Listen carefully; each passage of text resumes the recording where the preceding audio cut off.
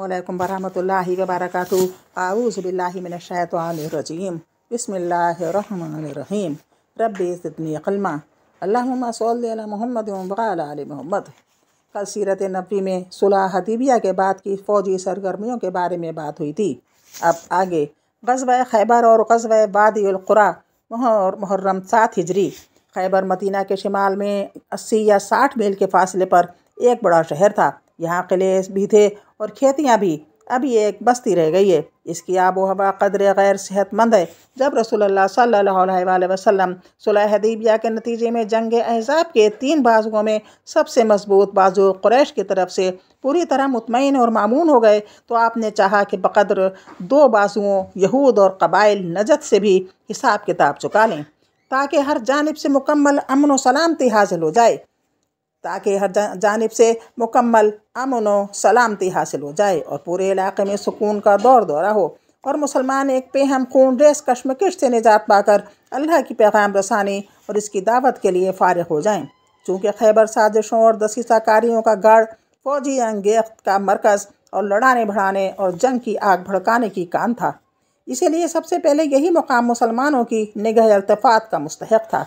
रहा ये सवाल कि खैबर वाक़तन ऐसा था या नहीं, तो इस सिलसिले में हमें यह नहीं भूलना चाहिए कि वो अहले खैबर ही थे जो जंग खंदक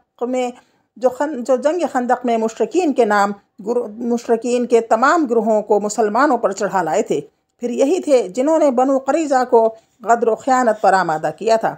नेज़ यही थे जिन्होंने इस्लामी माशरे के 5वें काले मुनाफ़िकीन से और जंग अहज़ाब के तीसरे बाजू बनु ग़ितफ़ान और बद्दुओं से राब्ता पेहम कायम कर रखा था और ख़ुद भी जंग की तैयारियां कर रहे थे और अपनी इन कार्रवाइयों के ज़रिए मुसलमानों को आजमाइशों में डाल रखा था। यहाँ तक कि नबी सल्लल्लाहु अलैहि वसल्लम को भी शहीद करने का प्रोग्राम बना लिया था और इन हालात से मजबूर होकर मुसलमानों को बार बार फ़ौजी मुहिमें भेजनी पड़ी थी और इन दसीसाकारियों और साजिशों के सरबराहों मसलन सलाम बिन उबैल हक़ीक़ और असीर बिन दारम का सफाया करना पड़ा था। लेकिन इन यहूद के तई मुसलमानों का फ़र्ज़ दर हक़ीक़त इससे भी कहीं बड़ा था। अलबत्ता मुसलमानों ने इस फ़र्ज़ की अदायगी में क़दरे ताख़ीर से इसलिए काम लिया था कि अभी एक क़ुव्वत यानी कुरैश जो इन यहूद से ज़्यादा बड़ी ताकतवर जंगजू और सरकश थी, मुसलमानों के मद्दे मुक़ाबिल थी। इसलिए मुसलमान इसे नज़रअंदाज करके यहूद का रुख नहीं कर सकते थे। लेकिन जो ही कुरैश के साथ इस महाज आराई का खात्मा हुआ, इन मुजरिम यहूदियों के मुहासबे के लिए फ़िज़ा साफ़ हो गई और इनका यौमुल हिसाब करीब आ गया। खैबर को रवानगी। इब्न इसाक़ का बयान है कि रसूलुल्लाह सल्लल्लाहु अलैहि वसल्लम ने हदीबिया से वापस आकर ज़िल हज का पूरा महीना और मुहर्रम के चंद दिन मदीने में क़याम फरमाया। फिर मुहर्रम के बाकी माइंदा याम में खैबर के लिए रवाना हो गए। मुफस्सिरीन का बयान है कि खैबर अल्लाह ताला का वादा था जो इसने अपने इरशाद के ज़रिए फरमाया था। 48वीं सूरत की 20वीं आयत। अल्लाह ने तुमसे बहुत से अम्वाल गनीमत का वादा किया है, जिसे तुम हासिल करोगे तो इसको तुम्हारे लिए फौरी तौर पर अता कर दिया। जिसको फौरी तौर पर अता कर दिया, इससे मुराद सुलह हदीबिया है और बहुत से अम्वाल गनीमत से मुराद खैबर है। इस्लामी लश्कर की तादाद। चूँकि मुनाफिकीन और कमज़ोर ईमान के लोग सफ़र हदीबिया में रसूलुल्लाह सल्लल्लाहु अलैहि वसल्लम की रफ़ाक़त इख्तियार करने के बजाय अपने घरों में बैठ रहे थे, इसलिए अल्लाह ताला ने अपने नबी सल्लल्लाहु अलैहि वसल्लम को इनके बारे में हुक्म देते हुए फरमाया। 48 सूरत 15 आयत, जिसका तर्जुमा है, जब तुम अम्वाल गनीमत हासिल करने के लिए जाने लगोगे तो ये पीछे छोड़े गए लोग कहेंगे कि हमें भी अपने साथ चलने दो। ये चाहते हैं कि अल्लाह की बात बदल दें। इनसे कह देना कि तुम हरगिज़ हमारे साथ नहीं चल सकते। अल्लाह ने पहले ही से ये बात कह दी है। इस पर ये लोग कहेंगे कि नहीं, बल्कि तुम लोग हमसे हसद करते हो। हालांकि हकीकत यह है कि लोग कम ही समझते हैं। चुनांचे जब रसूलुल्लाह सल्लल्लाहु अलैहि वसल्लम ने खैबर की रवानगी का इरादा फरमाया तो ऐलान फरमा दिया कि आपके साथ सिर्फ वही आदमी रवाना हो सकता है जिसे वाक़तन जहाद की रग़बत और ख्वाहिश है। इस ऐलान के नतीजे में आपके साथ सिर्फ वही लोग जा सकते हैं जिन्होंने हदीबिया में दरख्त के नीचे बैत रिज़वान की थी और इनकी तादाद सिर्फ 1400 थी।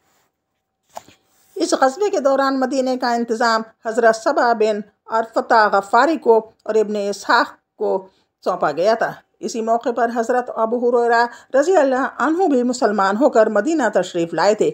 इस वक्त हज़रत सबा बिन अरफ़ता फजर की नमाज़ पढ़ा रहे थे। नमाज से फ़ारिग़ हुए तो हज़रत अबू हुरैरा इनकी खिदमत में पहुँचे। उन्होंने तो शाह फराहम कर दिया और हज़रत अबू हुरैरा रज़ी अल्लाह अन्हु खिदमत नबी में हाज़िरी के लिए खैबर की जानिब चल पड़े। जब खिदमत नबी में पहुँचे तो खैबर फ़तह हो चुका था। रसूलुल्लाह सल्लल्लाहु अलैहि वसल्लम ने मुसलमानों से गुफ्तगू करके हज़रत अबू हुरैरा और इनके रफ़ा को भी माल गनीमत में शरीक कर लिया। यहूद के लिए मुनाफ़िकीन की सरगर्मियाँ। इस मौके पर यहूद की हिमायत में मुनाफ़िकीन ने भी खासी तंगदू की। इस मौके पर यहूद की हिमायत में मुनाफ़िकीन ने भी खासी तंगदू की। चुनाचे रासुल मुनाफ़िकीन अब्दुल्ला बिन उबई ने यहूद खैबर को ये पैगाम भेजा कि अब मोहम्मद सल्लल्लाहु अलैहि वसल्लम ने तुम्हारा रुख किया है, लिहाजा चौकन्ना हो जाओ, तैयारी कर लो और देखो, डरना नहीं, क्योंकि तुम्हारी तादाद और तुम्हारा साजो सामान ज़्यादा है और मोहम्मद के रफ़्क़ा बहुत थोड़े और तही दस्त हैं और इनके पास हथियार भी बहुत थोड़े ही से हैं। जब अहले खैबर को इसका इल्म हुआ तो उन्होंने कनाना बिन अबिल हक़ीक़ और हुज़ा बिन कैस को हुसूल मदद के लिए बनु गतफ़ान के पास रवाना किया, क्योंकि वो खैबर के यहूदियों के हलीफ और मुसलमानों के ख़िलाफ़ इनके मददगार थे। यहूद ने यह पेशकश भी की कि अगर इन्हें मुसलमानों पर गलबा हासिल हो गया तो खैबर की आधी पैदावार इन्हें दी जाएगी। खैबर का रास्ता। रसूलुल्लाह सल्लल्लाहु अलैहि वसल्लम ने खैबर जाते हुए जबल इज़र को अबूर किया। इज़र के ऐन को रसूलुल्लाह सल्लल्लाहु अलैहि वसल्लम ने खैबर जाते हुए जबल इज़र को अबूर किया। इज़र के ऐन को ज़ेर है और स्वाद साकिन है और कहा जाता है कि दोनों पर ज़बर है। फिर वादी साहिबा से गुजरे। इसके बाद एक और वादी में पहुँचे जिसका नाम रजी है, मगर ये वो रजी नहीं है जहाँ अज़ल व कारा की गद्दारी से बनु लहयान के हाथों 8 सहाबा कराम की शहादत और हज़रत ज़ैद व खबीब की गिरफ्तारी और फिर मक्का में शहादत का वाक़या पेश आया था। रजी से बनु गतफ़ान की आबादी सिर्फ 1 दिन और 1 रात की दूरी पर वाक़या थी और बनु गतफ़ान ने तैयार होकर यहूद की इमदाद के लिए खैबर की राह ले ली थी। लेकिन इस नाए राह में उन्हें अपने पीछे कुछ शोर व शगब सुनाई पड़ा तो उन्होंने समझा कि मुसलमानों ने इनके बाल बच्चों और मवेशियों पर हमला कर दिया है, इसलिए वो वापस पलट गए और खैबर को मुसलमानों के लिए आज़ाद छोड़ दिया। इसके बाद रसूलुल्लाह सल्लल्लाहु अलैहि वसल्लम ने इन दोनों माहिरीन राह को बुलाया जो लश्कर को रास्ता बताने पर मामूर थे। इनमें से एक का नाम हील था। इन दोनों से उन्होंने ऐसा मुनासिब तरीन रास्ता मालूम करना चाहा आपने ऐसा मुनासिब तरीन रास्ता मालूम करना चाहा जिसे इख्तियार करके खैबर में शुमाल की जानिब से यानी मदीने के बजाय शाम की जानिब से दाखिल हो सकें, ताकि इस हिकमत अमली के ज़रिए एक तरफ तो यहूद के शाम भागने का रास्ता बंद कर दें और दूसरी तरफ बनु गतफ़ान और यहूद के दरमियान हायल होकर इनकी तरफ से किसी मदद की रसाई के इम्कानात ख़त्म कर दें। एक रहनुमा ने कहा, है अल्लाह के रसूल, मैं आपको ऐसे ही रास्ते से ले चलूँगा। चुनाचे वो आगे आगे चले। एक मुकाम पर पहुंचकर जहां मुतअद्दिद रास्ते फूटते थे, अर्ज़ किया, या रसूल अल्लाह, इन सब रास्तों से आप मंजिल मकसूद तक पहुंच सकते हैं।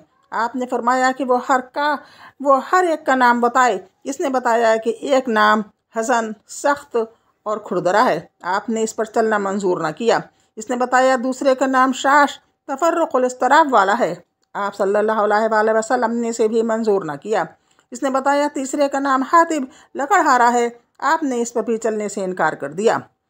महील ने कहा, अब एक ही रास्ता बाकी रह गया है। हज़रत उमर ने फरमाया, इसका नाम क्या है? हील ने कहा, मरहब। नबी सल्लल्लाहु अलैहि वसल्लम ने इसी पर चलना पसंद फरमाया।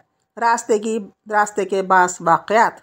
हज़रत सलमा बिन अकू रज़ियल्लाहु अन्हु का बयान है कि हम लोग नबी सल्लल्लाहु अलैहि वसल्लम के साथ खैबर रवाना हुए।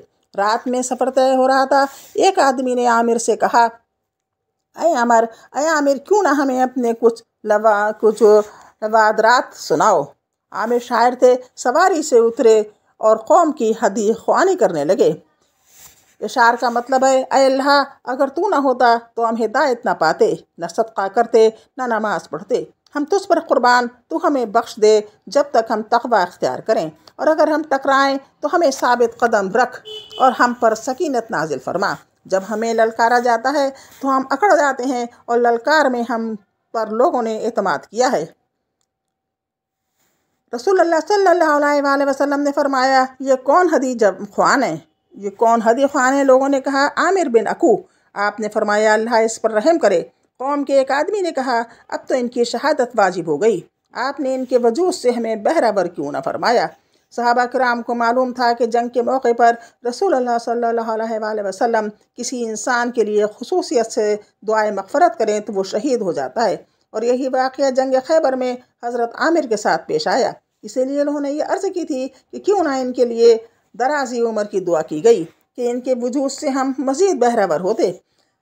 خیبر کے بالکل قریب وادی صیبہ میں آپ نے عصر کی نماز پڑھی، پھر توشے منگوائے تو صرف ستو لایا گیا، اور اسے آپ کے حکم سے بانٹا گیا۔ پھر آپ نے کھایا اور صحابہ نے بھی کھایا۔ اس کے بعد آپ مغرب کے لیے اٹھے تو صرف کلی کی، صحابہ نے بھی کلی کی۔ پھر آپ نے نماز پڑھی اور وضو نہیں فرمایا، پچھلے ہی وضو پر اکتفا کیا۔ پھر آپ نے عشاء کی نماز فرمائی۔ اب بس اتنا ہی، انشاءاللہ آگے کل ملاقات ہوگی۔ اللہ حافظ، السلام علیکم۔